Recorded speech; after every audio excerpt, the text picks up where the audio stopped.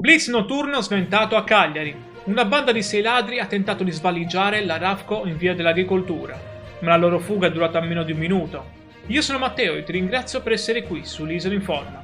Se vorrei stare aggiornato su come la tecnologia sta combattendo la criminalità in Sardegna, iscriviti al canale e metti like per supportare questo video informativo. L'obiettivo era la cassaforte della Rafco in via dell'Agricoltura, a Cagliari.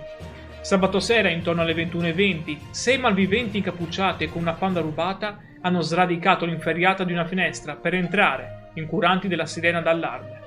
Il piano sembrava perfetto, ma non avevano fatto i conti con la tecnologia.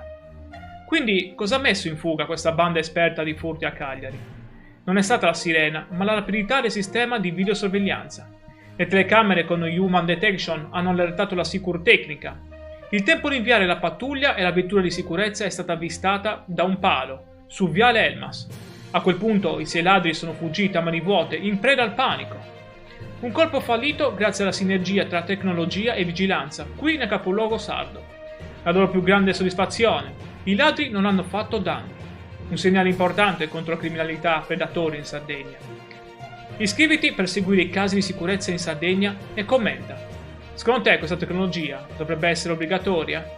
Metti un like se credi nel futuro della sicurezza. Ciao e grazie per essere rimasto informati su questa notizia.